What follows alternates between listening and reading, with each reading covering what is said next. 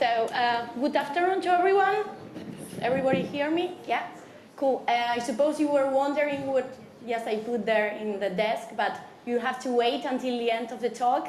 I promise will be worth it. So yes, keep it connected and you will know it at the end. Today, I'm Garazi Martin, as Javier said, and I will be today talking about bad boxes and climate change. How is the risk they have to suffer an overheating event?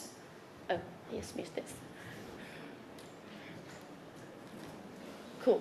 I suppose you know vast natural roosts are declining because of forest fermentation, and that's why, because bad boxes become so popular. Not only to give them artificial roosts, also to permit their study and to promote their conservation. However, in this climate change scenario, we don't know how internal temperatures of bad boxes can affect in bats and may cause mortality. That's why they may act as ecological traps.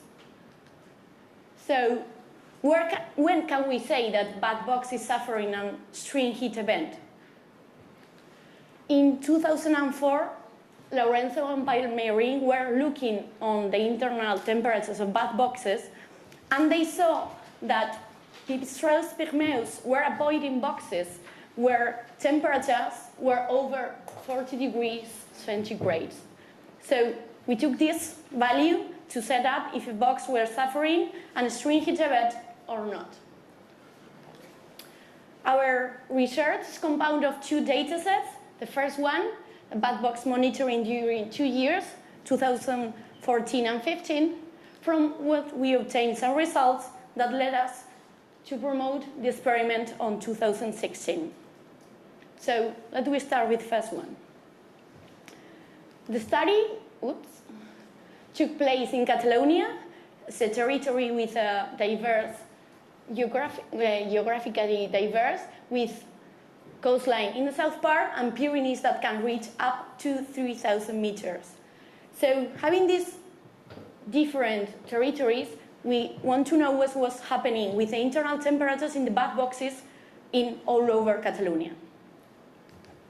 So for that, what we do was to select 10 of the localities all over Catalonia, some in the coastline, another ones in the Pyrenees, and monitor some of the bad boxes that were displayed all over Catalonia. Our hypothesis was that bad boxes may act as an ecological trap, and we aim to explore which box traits were affecting the temperatures and causing bad mortality. So we monitor 90 bad boxes, and for that we compare bad box internal temperatures with a range of different environmental conditions. We model the effect of the design of the bad box on the internal temperatures, and we also quantify the overheating events on each bad box model. For that, we use eye-button thermochron data loggers. We place them at 5 centimeters from the opening, and we set up them to record temperatures every hour. We quantify the overheating events in each bad box model, as I said, and we perform some statistical analysis using GLMN. So we obtain huge data sets from the 2 years, and what we saw was that in some localities have suffered some overheating events, another one not. It was quite surprising for us to see that, for example, in Sant Julià de Cerdanyola, is located over 1,000 meters of altitude, has suffered more overheating events than others, like Aiguamolls de l'Empordà, that is near the coastline. We also saw that some of the models suffer more overheating events than others. So, looking to this, we say, oh, what's going on with the bad boxes? As I said, some of the bad boxes suffer overheating events, and when we were checking them, we saw pups falling off the boxes, some dehydrated, and some others were dead. You may think that this was just a unique thing that happens once, but no, you're wrong. Happens quite a few times, and not only in Mediterranean region. We also know that this happened in Navarre, for example, that it's not that Mediterranean climate. So knowing this, we think that have to act and to try to avoid or to minimize the effects of extreme heat event in bat boxes and consequently try to minimize the mortality of bats. That's why we performed the study, the experiment, on 2016. In this case, we just take a place to look out for, and that was one with a remarkable Mediterranean climate.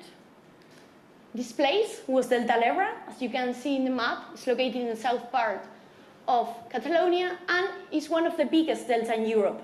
It's mostly compounded of rice paddies and wetlands. There are few major trees, what that means that there are few natural trees for bats to roost. So this reason and the one that there are few guidelines to set up bat boxes in Mediterranean region, we took this place to make our research. Again, we use iButton thermochron data loggers. We place them at 5 centimeters from the opening, and we also set up an extra data logger on 10 of the bat boxes at 2 centimeters from the ceiling. We set up them to record temperatures every hour, we calculate the overheating events, and we perform some statistical analysis. So we then model the effect of the bat box models and the orientation of each bat box model. We quantify the overheating events, and also we compare temperatures respect to the data loggers, ones that were placed at 5 centimeters from the entrance and the ones that were placed at 2 centimeters from the ceiling. We set up 44 bat boxes from 14 different models, and we also monitor this huge structure there that can gather more than 10,000 bats. You can see there are blocks of models. There are laminar cement ones, there are wooden ones, smaller wooden ones. There's one made of clay, one made of rice. There are different color ones. There, we set up them one next to the other to permit comparison, and we'll see the results we obtain. We first put a limit in the graph, as you can see, at 40 degrees centigrade to see which bat box models have suffered overheating event, which not. And then we also put another two limits at 50 and at 35 to permit see the results more easily to interpret. As you can see there, the two boxes, the black boxes, were the ones that accumulate more temperatures, higher temperatures, and were the ones that suffer more overheating events.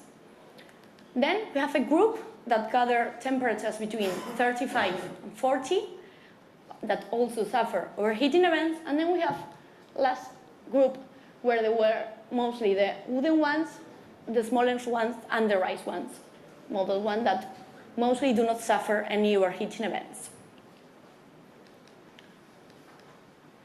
If we regard to the daily temperature oscillation of each bat box model, we can see that it's no much difference between the early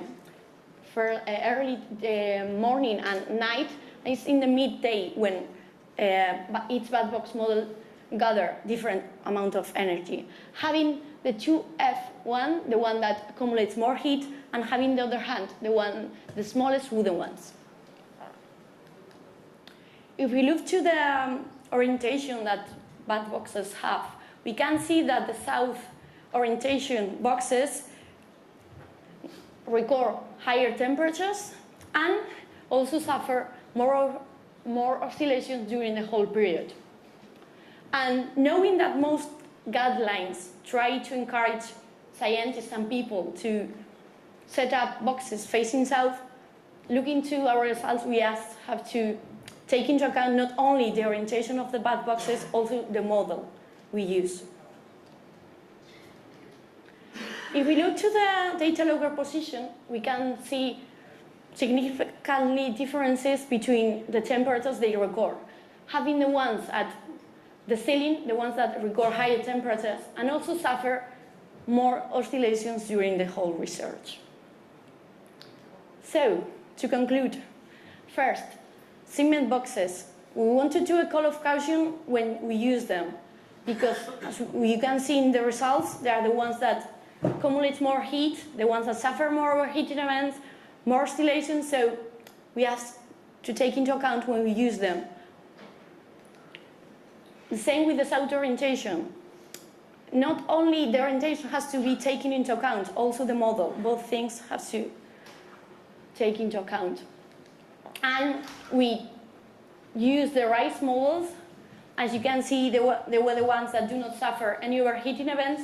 And we see that they are quite good for such a Mediterranean region where the temperatures are quite hot in summer. And we think there has to be further research to see if there are more models that are optimate for such conditions where temperatures are so high. So, as I promised, it's the end, so I'm going to show you what I have here. These are the rise models I were talking about, where, like I said, that in the rice paddies we obtain rice, of course, but also we obtain rice chaff. These bath boxes are made in 70% of rice chaff with vegetable fibers and cement. These bath boxes are placed in the rice paddies to give shelter to bats. And these bats will eat the moth of the rice, permitting the farmers to use less pesticides and having more healthiest rice. So you can see that it's a beautiful story or circle of life. So for ending, I want to thank to our store and also Regler for giving us some of the bath boxes we use in this research. Also to the Granollers Museum to permit to work with them. It was a really pleasure. So now if someone has a question or something, I want to say that maybe in this time I have no time to talk about the whole research. We just published a paper talking about this, so if wants it, just ask me and I will send the PDF. And yeah, no worries. So talk with me now in the tea break. I'll be happy to try to answer all the questions you have. So yeah, thanks again.